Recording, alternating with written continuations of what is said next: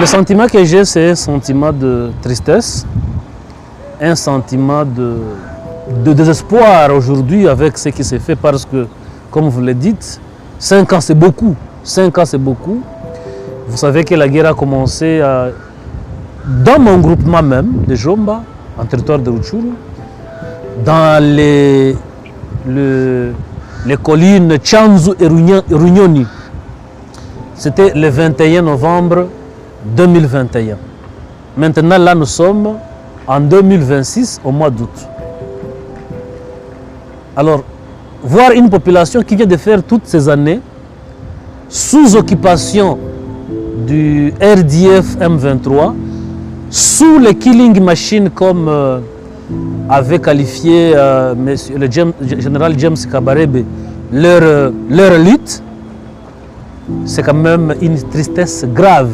Voir les appels que je reçois matin, midi, soir, les messages de déception, les messages d'alerte, ça fait quand même mal. Je ne peux que être triste parce que notre volonté était de voir nos entités libérées au plus vite. Mais cela ne vient pas. Nous ne pouvons pas nous réjouir parce que nous ne sommes qu'ici en tant que parlementaires, en tant que porte-voix de la population.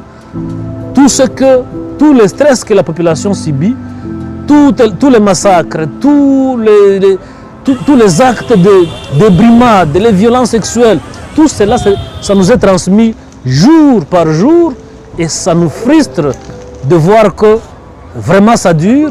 Et c'est pour cette raison que nous ne cessons de dire aux autorités de faire tout ce qu'ils peuvent pour libérer notre population parce que 5 ans c'est beaucoup. Malheureusement, il y en a aujourd'hui ici à Kinshasa, dans les rues, vous pouvez croiser des gens qui vous disent, quand vous parlez de la guerre, ils vous disent la guerre continue.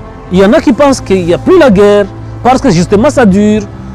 Et donc, c'est vraiment une déception, c'est un désespoir, mais mêlé à l'espoir parce que je sais que le président de la République, même si la population est en détresse, le président de la République ne dort pas aussi, il se coupe en morceaux pour que demain, nous puissions avoir nos territoires libérés, nos territoires, nous puissions encore revoir nos territoires être sous l'administration de la République démocratique du Congo. Qu'est-ce qui vous motive de continuer à garder espoir toujours que oui, nos autorités sont à 4 après et continuer à rassurer la population pendant que continuer à soutenir et nous même pas l'espoir que demain ça va cesser? Bon, évidemment, en regardant ce qui se fait sur le terrain, il y a lieu de perdre l'espoir. En regardant la façon dont les FARDC sont organisés, ils n'attaquent jamais, ils nous attendent seulement qu'on les attaque. Visiblement, ils n'ont aucun plan de guerre. Et à voir comment les Ouazalendo se sont donnés, mais ils ne sont pas organisés, on ne leur donne pas tous les moyens qu'il faut. Ça pousse au désespoir. Mais à voir aussi comment le président se coupe en morceaux.